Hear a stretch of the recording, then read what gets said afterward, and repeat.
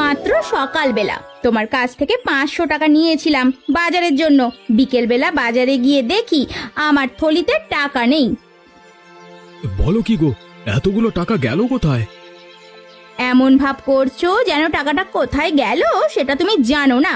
ঘরের মধ্যে যে একটা চোর লালন পালন করছো, সেই চোর প্রতিদিন টাকা চুরি করে নিয়ে যায়। মুরালির কথা বলছো? কিন্তু ওকে তো গতকাল আমি টাকা দিয়েছিলাম, আজকে আবার বাজারে টাকা কেন চুরি করতে যাবে? ওকে যতই টাকা দাও ওর কখনো পোষায় না। টাকা দেখলেই নিজের লোভ সামলাতে পারে না, চোখটা পুরো একদম লোভে চকচক করে। আচ্ছা থাক, নিয়ে যখন গেছে আর কি করবার, আমি কালকে সকালে তোমাকে আবার টাকা দিয়ে যাব। ও বাজারে টাকা চুরি করে ফেললো আর তুমি কোনো প্রতিবাদ করবে না? সারাদিন পর বাড়ি ফিরছি, আমার বড্ড ক্লান্ত লাগছে। এখন এসব কথা নিয়ে অশান্তি না করলেই কি নয়? এখন তো তুমি এই সবই বলবে। যেদিন তোমার ভাইয়ের কারণে আমরা সর্বশান্ত হয়ে যাব, পথে বসবো, সেদিন তুমি আফসোস করবে। দেখবে, আমার কথাটা কিন্তু মনে রেখো। এসব বাজে কথা না বলে যাও, খাবার ব্যবস্থা করো, খুব খিদে পেয়ে গেছে।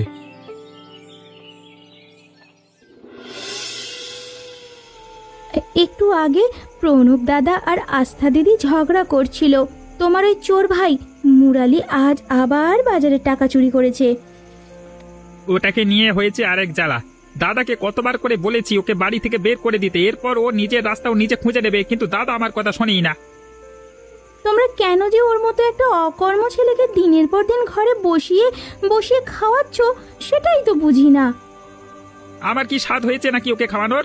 যা কিছু হচ্ছে সবকিছুর জন্য প্রণব দাদা দায়ী। প্রণব দাদা মুরালিকে যতটা ভালোবাসে, মুরালি ততটা ভালোবাসা পাওয়ার যোগ্য নয়। তোমাদের এত কষ্টের টাকা, অথচ চুরি করার আগে ও দুবারও চিন্তা করে না। টাকা চুরি করে সে টাকা খেয়ে আবার নির্লজ্জের মতো বাড়িতে এসে বিনা পয়সায় খাবার খায়। কিন্তু দিন দিন ওর স্পর্ধা অনেক বেশি বেড়ে গিয়েছে। যেদিন আমার ধৈর্যের সীমা লঙ্ঘন হবে না, আমি প্রণব দাদার কথাও মানবো না। ঘাড় ধাক্কা দিয়ে ওটাকে বাড়ি থেকে বের করে দেবো। তোমার মনে নেই, গেল বছর আমার একটা স্বর্ণের আংটি চুরি হয়ে গিয়েছিল। আজ অবধি সেটার হদিশ পেলাম না। আমি নিশ্চিত সেটা তোমার ভাই মুরালি চুরি করেছিল।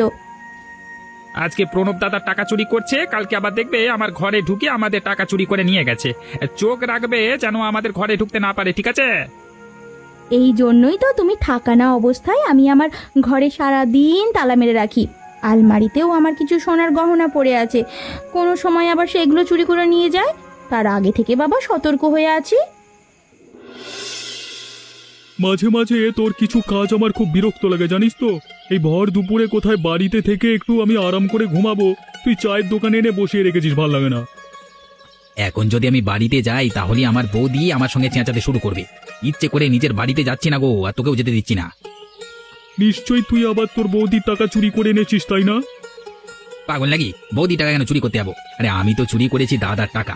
আমার ভাইয়ের টাকার উপর আমার পুরো অধিকার আছে, কিন্তু বৌদি সারা দিন শুধু কিটকিট কিটকিট কিটকিট করতেই থাকে, বিরক্তিকর।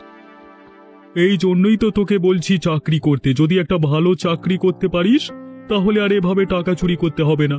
তখন তোর নিজের টাকা তুই নিজেই রোজগার করতে পারবি। চাকরি চাকরেরা করে, আমি হলাম মালিক, নিজের ইচ্ছের মালিক। আমি কারোর অধীনস্থ হয়ে চাকরি করতে পারবো না। তাহলে কি সারা জীবন এভাবে তোর ভাইদের ঘাড়ের ওপর চেপে বসে থাকবি নাকি? কখনো না কখনো তো জীবন নিয়ে ভাবতে হবে। এভাবে কি দিন চলবে? আমি আমার জীবন নিয়ে পরিকল্পনা সাজিয়ে ফেলেছি। আমি একটা বড় ব্যবসা শুরু করব, কেননা ব্যবসা হলো পৃথিবীর একমাত্র পেশা যেখানে নিজের মালিক আমি নিজেই। ভর দুপুরে চুরি করে আনা টাকায় চা খেয়ে বড় ব্যবসা করবার স্বপ্ন দেখছিস? তুই সত্যি অদ্ভুত একটা মানুষ বটে। ভানু, তুই দেখে নিস, একদিন আমার পরিবারের সব অভিযোগ প্রশংসায় পরিণত হয়ে যাবে। অনেক হয়েছে, এবার তোমাকে কোনো একটা চূড়ান্ত সিদ্ধান্ত নিতে হবে। নয়তো এখন থেকে এ বাড়িতে তোমার ভাই মুরালি থাকবে, নয়তো আমি থাকবো। কিন্তু তুমি আবার কেন এত রেগে আছো সেটাই তো বুঝতে পারছি না। আমি তো সকালে আবার বাজারের জন্য টাকা নিয়ে গেছিলাম, আবার কি হলো? সকালবেলা তোমার ভাই আমার থেকে টাকা চাইছিল, আমি টাকা দিতে রাজি না হওয়ায় ও আমার ওপর চেঁচামেচি করেছে। আমার খাটের পাশে থাকা ছোট ঘড়িটা ভেঙে বাড়ি থেকে বেরিয়ে গেছে। কি বলছো কি তুমি? মুরালি তোমার সঙ্গে এমন ব্যবহার করেছে? ও চোর সে কথা আমি জানি, কিন্তু ও তো কারোর সঙ্গে দুর্ব্যবহার করবার মতো ছেলে নয়। যদি আমার কথা তোমার বিশ্বাস না হয় তাহলে গিয়ে সারদাকে জিজ্ঞাসা করে নাও। সারদা সব কিছু নিজের চোখে দেখেছে। আমার বাপের বাড়ির মানুষও কখনো আমার সাথে এই রকম ভাবে দুর্ব্যবহার করেনি গো। এতদিন অবধি ও যা কিছু করেছে সবকিছু আমি দেখেও না দেখবার ভান করে গেছি। কখনো কোনো কিছু নিয়ে ওকে শাসন করিনি, কিন্তু এখন ওর স্পর্ধা এত বেড়ে গেছে যে ও বাড়ির বড়দের সঙ্গে দুর্ব্যবহার করছে। আমার স্বামীর বাড়িতে থেকে আমার স্বামীর টাকায় খেয়ে কিনা আমার সঙ্গে রাগ দেখায়। ও এমন একটা ভাব করে যেন তোমার টাকাগুলো ওর পৈতৃক সম্পত্তি, যখন যেভাবে ইচ্ছা ওড়াতে পারবে। অনেক চুপ করে থেকেছি, কিন্তু এখন আর চুপ করে থাকা যাবে না। এবার আমার ওকে শিক্ষা দিতেই হবে। এত বছর সহ্য করে গেছি, কিন্তু এখন আমি আর একদম সহ্য করতে পারবো না এসব। দাদা, আজকে এত রাতেও তোরা না ঘুমিয়ে জেগে আছিস কেন? অন্যদিন তো তাড়াতাড়ি ঘুমিয়ে পড়িস। তোর ফেরবার জন্য অপেক্ষা করছিলাম, তোর সঙ্গে জরুরি কথা আছে। আমার বড্ড খিদে পেয়েছে দাদা, আগে খাবার খেয়ে নিই, এরপর যা বলবার বলবে। কোথাও যাবি না তুই, এখানে দাঁড়াবি আর আমাদের কথা শুনবি। মা বাবা মারা যাওয়ার পর থেকে আমরা সব সময় তোর সব আবদার পূরণ করবার চেষ্টা করেছি, কিন্তু যত দিন যাচ্ছে তোর স্পর্ধা দেখে আমি অবাক হয়ে যাচ্ছি। তো সাহস হয় কি করে আস্থা বৌদির সঙ্গে টাকার জন্য দুর্ব্যবহার করবার? আমার বাড়িতে থেকে আমার টাকায় খেয়ে তুই আমার স্ত্রীর সঙ্গে দুর্ব্যবহার করছিস, এটার জন্য আমি তোকে ক্ষমা করতে পারবো না। দাদা, আমার বন্ধু ভানু তোর কোনো কথা আমি শুনতে চাই না। তুই আস্থার পা ধরে ওর কাছে ক্ষমা চাইবি, নয়তো ওকে আমি ঘাড় ধাক্কা দিয়ে বাড়ি থেকে বের করে দেব। তোর শ্বশুর বাড়িতে কি অবস্থা চলছে এখন? প্রণব আর আস্থা কেমন আছে? ওরা ওরা ভালোই আছে, কিন্তু এখন ওর ছোট ভাই মুরালিকে নিয়ে একটু ঝামেলা চলছে। বোঝোই তো, কোনো কাজকর্ম করে না, সারাদিন বেকার বেকার ঘুরে বেড়ায়। আমি তো জামাই বাবাজিকে কত আগেই বলেছিলাম আলাদা ঘর নিয়ে থাক, অন্তত তোরা শান্তিতে থাকতে পারতিস। তোমার জামাইয়ের বর্তমান বেহাল দশা, সেই ঘরে আমরা একসঙ্গে থাকি, সেই ঘরটাও ভেঙে চুরিয়ে অবস্থা খারাপ হয়ে গেছে মা।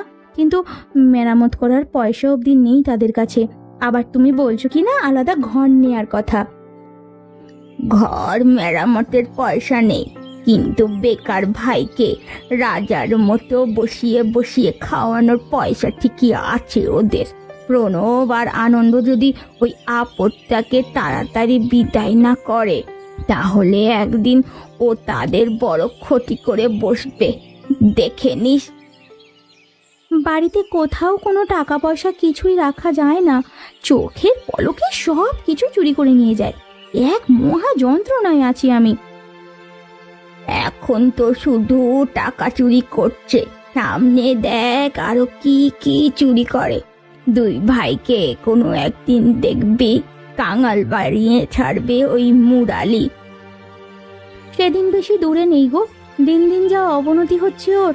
কোনোদিন দেখবো ওই ভাঙাচোরা বাড়িটাই সবার অজান্তে বিক্রি করে বসে আছে, কিন্তু আনন্দ আর প্রণব টেরই পাবে না। জামাই বাবাজিকে বলে তাড়াতাড়ি একটা ছোটখাটো জমি কিনে ফেল।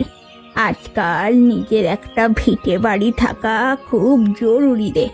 যতই বলুক টাকা নেই, কিন্তু তবুও তুই জোর করতে থাক। শুনেছি আজকে বেশ কয়েক মাস ধরে তোমার টাকা পয়সার একটু অভাব চলছে। আমি তোমার বাবার মতো, যদি কোনো সমস্যা হয় তুমি নির্দ্বিধায় আমাকে বলতে পারো। তেমন কোনো ব্যাপার নয়, এখন একটু অবহেলা মানে আবহাওয়া খারাপ চলছে, যার কারণে ফলন ভালো হচ্ছে না। আর ফলন কম মানে টাকা পয়সাও রোজগার কম হওয়া, কোনো মতে দিন যাচ্ছে আর। কিছুদিন আগে শুনেছিলাম তোমাদের বাড়িতে ঝগড়া লেগেছে, কোনো সমস্যা হয়েছে নাকি? তেমন কোনো সমস্যা নয়, কিন্তু আমার ছোট ভাই মুরালিকে তো আপনি চেনেন, এত বেপরোয়া আর খামখেয়ালি স্বভাবের একটা ছেলে। প্রতিদিন ওর কারণে কোনো না কোনো একটা অশান্তি লেগেই থাকে। অনেক ছেলেরা এমন হয়, তাদের মধ্যে ছেলে মানুষই একটু বেশি থাকে। মুরালিকে তোমরা অযথা ভুল বুঝো না, একদিন দেখবে লোকে মুরালির কারণে তোমাদের সকলকে চিনবে।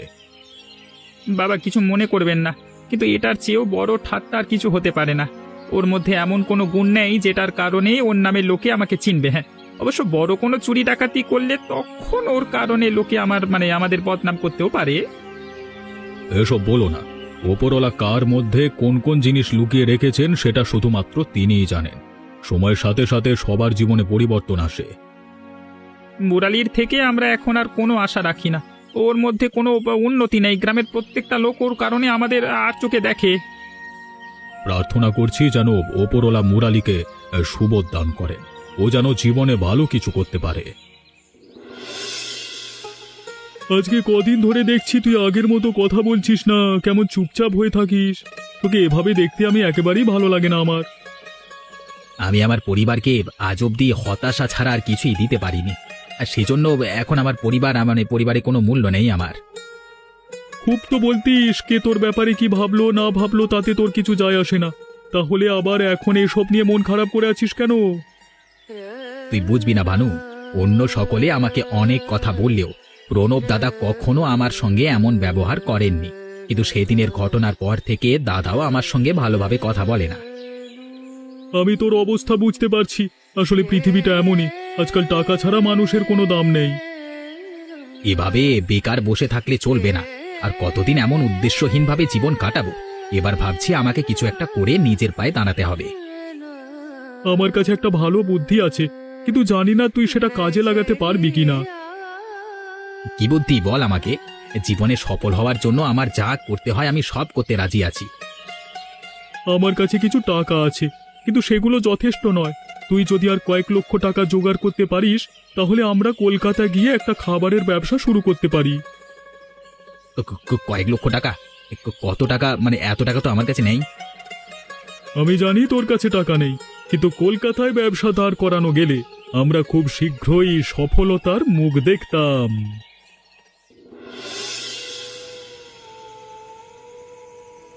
এত রাতে তুই আমার ঘরে কি করছিস? তোমার যদি কোনো ব্যস্ততা না থাকে তাহলে আমি তোমার সাথে একটু কথা বলতে চাই। বেশ, বল কি কথা। আমার বন্ধু ভালো কলকাতায় খাবারের ব্যবসা শুরু করতে চায়।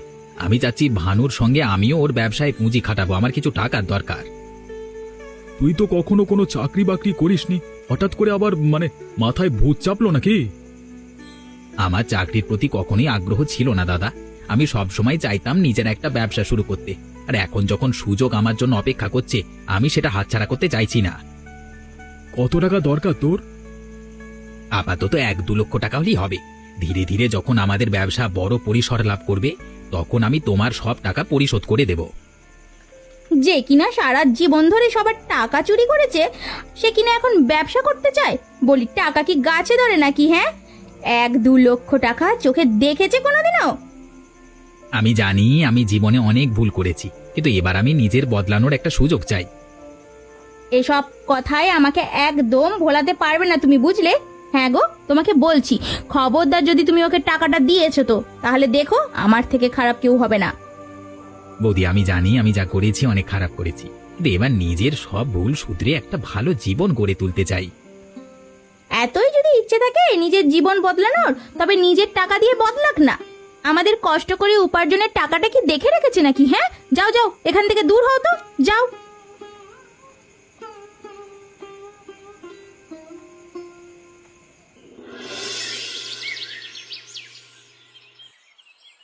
কালকে রাতে কত বড় ঘটনা ঘটেছে তুমি কিছু জানো? হ্যাঁ গো, আস্তা বৌদির থেকে শুনলাম মুরালি নাকি প্রণব দাদার কাছ থেকে টাকা খুঁজছিল নতুন নতুন ব্যবসা শুরু করার জন্য। বামন হয়ে চাঁদ ধরবার শখ হয়েছে ওর। একটা চোর কিভাবে এত বড় স্বপ্ন দেখতে পারে বলো তো? ওর বন্ধুর সঙ্গে ব্যবসা শুরু করলে তখন আবার দেখবে বন্ধুর সাথেও বিশ্বাসঘাতকতা করবে। তলে তলে যে টাকা পয়সা হাতিয়ে নিচ্ছে, সে আবার করবে কিনা ব্যবসা। উফ, পারি না বটে। একদম মনের কথা বলেছ গিন্নি। ঢেঁকি স্বর্গে গেলেও ধান ভানে। আর তেমনি একজন চোর যেখানেই যাক সারা জীবন চুরি করেই বেড়ায়। আস্তা বৌদি ওকে অনেক অপমান করেছে, আমি তো খুবই খুশি হয়েছি। ও অপমানেরই যোগ্য। কোনো কাজকর্ম নাই, শুধু বড় বড় স্বপ্ন দেখা হচ্ছে। প্রণব দাদা তো এখনো ধৈর্য ধরে ওকে সাহায্য করছে। যদি আমি প্রণব দাদার জায়গায় হতাম তাহলে ওটাকে এক্ষুনি বাড়ির থেকে বের করে দিতাম। এত বিরক্ত লাগে ওটাকে আমার। ছাড়ো তো, ও যা ইচ্ছে করুক দিয়ে। তাতে আমাদের এত ভেবে লাভ কি? চোর একটা কোথাকারে। এত রাতে আমাকে এখানে ডেকে এনেছিস কেন? সবে একটু খাওয়া দাওয়া করে ঘুম দিয়েছিলাম। আমি বুঝে গেছি, আমি যতই অনুরোধ করি কেউ আমাকে ব্যবসার জন্য টাকা দিয়ে সাহায্য করবে না, কারণ আমার বাড়ির লোকের আমার উপরে বিন্দু মাত্র ভরসা নেই, আর তাই এখন আমাকে অন্য পথ অবলম্বন করতে হবে। কি করবি তুই? কি চলছে তোর মাথায়? আস্থা বৌদির কাছে কিছু নগদ টাকা আছে, আর সারদা বৌদির কিছু গহনা তার আলমারিতে পড়ে আছে, আমি সেগুলো চুরি করব। তুই পাগল হয়ে গেছিস মুরালি? ব্যর্থতার কলমের টাকা জোগাড় করবার জন্য নিজের বাড়িতে এত বড় চুরি করবি? আমি জানি ভানু, কিন্তু এখন আমার কাছে এটা ছাড়া কোনো উপায় নেই। গয়না টাকা চুরি করে আমি এখান থেকে পালিয়ে যাব, আর যখন নিজের পায়ে দাঁড়াতে পারবো ঠিক তখনই দাদাদের সামনে হাজির হব।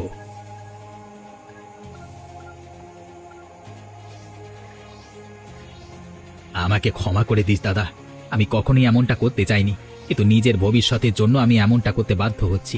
কিন্তু আমি কথা দিচ্ছি, কোনো একদিন এসব আমি ফিরিয়ে দেব।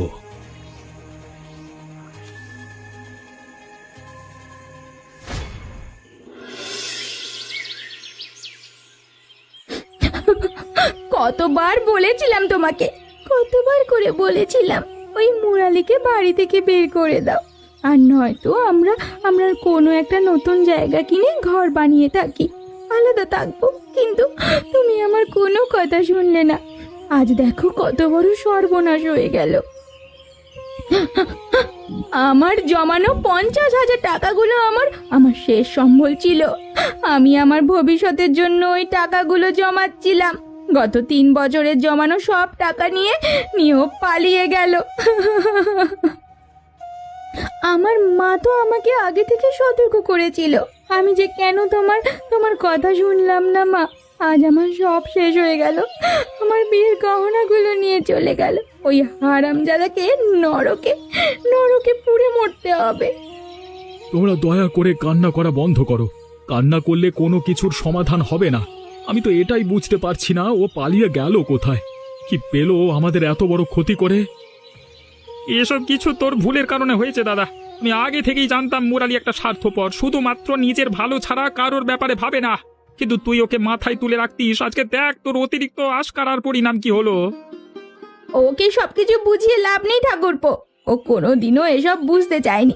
আজ এই ভুলের কারণে আমাদের সহায় সম্বল সব হারিয়ে আমরা সর্বশান্ত হয়ে গেছি গো, সর্বশান্ত হয়ে গেছি। তোমরা সকলে এমন ভাবে দোষারোপ করছো যেন সব দোষ আমার একার। আমি জানি মুরালির চুরি করবার স্বভাব ছিল, কিন্তু আমাদের এত বড় সর্বনাশ করবে আমি কখনো ভাবতে পারিনি।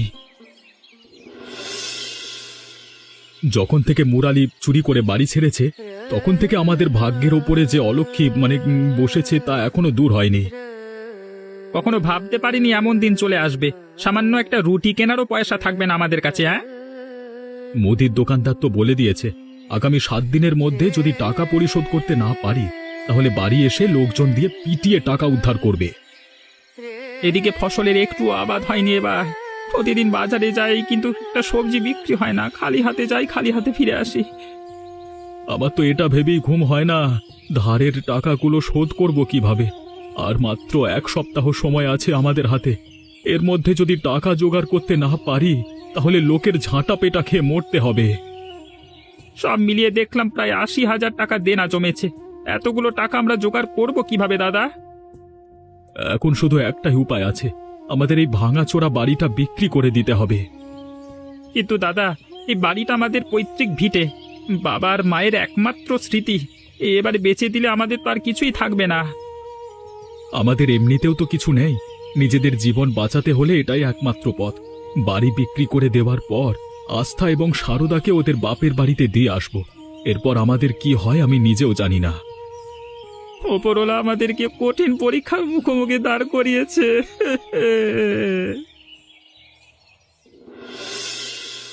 আমার ভাইদের এত বড় বিপদের সময় আমি যদি ওদের কাছে না যাই তাহলে আমি নিজেকে কখনো ক্ষমা করতে পারবো না। এই 4 বছরে তুই যথেষ্ট উন্নতি করেছিস, এত বড় ব্যবসা, গাড়ি বাড়ি, কোটি কোটি টাকা সবকিছুই পেয়েছিস। এখন যদি তুই গিয়ে প্রণব দাদা এবং আনন্দ দাদার সামনে হাজির হোস, আমার মনে হয় না তারা তোর উপর অভিমান করে থাকতে পারবে। ব্যাপারটা অভিমান ভাঙানোর নয়, এখন সবচেয়ে জরুরি হলো গ্রামে গিয়ে ওদের দুর্দশা থেকে উদ্ধার করা। যদি ওদের সাহায্য করতে না পারি তাহলে আমাদের সাফল্য কোনো কাজের নয়। মাত্র 4-5 দিনের মধ্যেই তোদের বাড়িটা বিক্রি হয়ে যাবে। আমাদের এর আগে গ্রামে গিয়ে সবকিছু সামলাতে হবে রে। গত 4 বছর ধরে দাদাদের থেকে দূরে আছি, চুরি করে পালিয়ে এসেছিলাম। জানি না এখন ওদের সামনে গিয়ে কি করে মুখ দেখাবো, কিন্তু ওদের উদ্ধার করবার জন্য আমাকে গ্রামে যেতেই হবে। তুই যদি অনুমতি দিস তাহলে আমি আগামী কালকের মধ্যেই আমাদের গ্রামে যাওয়ার সব বন্দোবস্ত করছি। সেটাই কর, আর যত যা কিছুই হয়ে যাক বাড়িটা বিক্রি হতে দেওয়া যাবে না। ওই ভাঙা বাড়িটা আমাদের একমাত্র ভিটে। ও বাড়িতে আমাদের কত শখ স্মৃতি জড়িয়ে আছে। যত টাকা দরকার হবে হোক, আমি তার তোয়াক্কা করি না। যদিও এত বছর ধরে তোর প্রতি অনেক অভিমান পোষণ করেছে প্রণব দাদা আর আনন্দ দাদা, কিন্তু আমার মন বলছে তোকে উন্নতির শিখরে পৌঁছাতে দেখে ওরা সব অভিমান ভুলে তোকে কাছে টেনে নেবে রে। যেন এমন কিছুই হয়, দীর্ঘ 4 বছর পর অবশেষে আবার ওদের মুখোমুখি হব আমি। আমাদেরকে তো 1 সপ্তাহে সময় দেওয়া হয়েছিল দাদা, এখনো তো 1 সপ্তাহ পূরণ হয়নি। এরা সবাই এত তাড়াতাড়ি এখানে এসে হাজির হলো কেন? আমিও কিচ্ছু বুঝতে পারছি না রে, আজকে মনে হয় আমাদের রক্ষে নেই। তোমরা অযথা এত ভয় পাচ্ছ। আমরা তোমাদের কাছে টাকা নিতে আসিনি, আমরা শুধু তোমাদের বলতে এসেছি আমাদের কাছে তোমাদের যত টাকা দেনা ছিল সব পরিশোধ হয়ে গেছে, এখন তোমরা ঋণ মুক্ত। এই সব টাকা পরিশোধ হয়ে গেছে, কিন্তু এটা কি করে সম্ভব? আমরা তো আপনাদের টাকা দিইনি। সব টাকা আমি পরিশোধ করেছি দাদা। আমি জানি আমাকে এই মুহূর্তে চোখের সামনে দেখে তোমাদের আমার উপর খুব রাগ হচ্ছে, আর রাগ হওয়াটাই স্বাভাবিক। 4 বছর আগে তোমাদের সহায় সম্বল চুরি করে নিয়ে আমি পালিয়ে গেছিলাম, কিন্তু আজকে আমি সব ভুলের প্রায়শ্চিত্ত করে তোমাদের কাছে ক্ষমা চাইতে এসেছি। এত বছর পর হঠাৎ তুই কি করে এলি এখানে?